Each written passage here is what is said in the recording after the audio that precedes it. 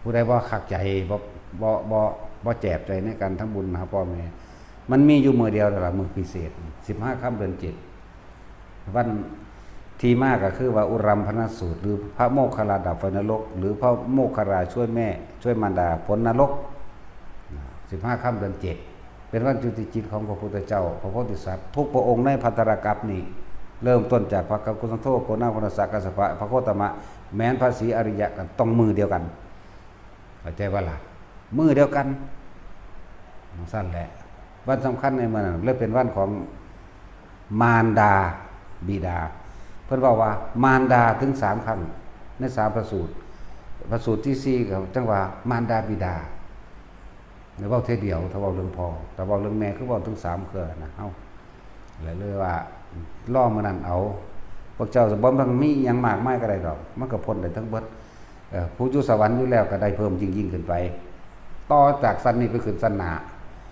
ผู้อยู่พรหมอยู่แล้วก็ต่อจากนี้ไปขึ้นสันหน้าผู้อยู่นรก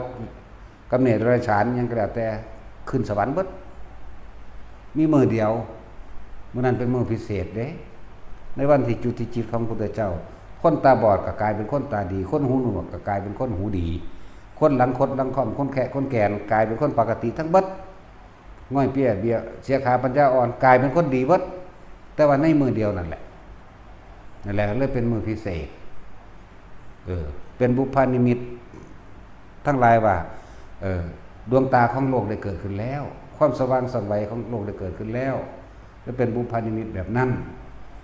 คนหลังค่อมก็กลายเป็นหลังตรงคนค่อมนี่แต่มีมือเดียวเท่านั้นเด้มือใหม่ก็เป็นปกติหมายถึงว่าออกมาใหม่ผู้เป็นใหม่นี่นะผู้หายแล้วก็หายเลยเด้หูหนวกตาบอดง่อยเปียเสียขาปัญญาอ่อนดีบัดบ้าใบก็ดีบัดนั่นขึ้นไหนถึงดวงตาของโลกได้จุติหรือได้กำเนิดขึ้นแล้วในท้องของแม่เพิ่นนั่นน่ะคนที่เป็นแม่พระพุทธเจ้ามันบ่เป็นธรรมดาเด้ซ้ำกันกับเนียนพุ่นเด้ศีลเพิ่นจักบ่ล่ะหลังจากท้องแล้วหลังจากท้องแล้วบ่ได้แตะกันอีกแล้วก็ท้องนั้นสิรับเฉพาะพระมหาบุรุษโพธิสัตว์ผู้เดียวเท่านั้นเด้รับผู้อื่นอีกบ่ได้เด้จักบ่ล่ะท้องคือไม่ใช่สิริมหามายานี่แหมไม่ใช่สิริมหามายาแม่พุทธเจ้าเฮานี่ท้องนั้นรองรับได้เฉพาะพระมหาสัตว์โพธิสัตว์ผู้เดียวเท่านั้นพุทธเจ้าผู้เดียวเท่านั้นแล้วก็ออกมาได้7มื้อตายทั้งสั้นแล้วนั่นแหละขนาดพระพุทธเจ้าเฮาไปโปรดเอาพุทธมารดาแม่เพิ่นนั่นน่ะก็ใส่อภิธรรม7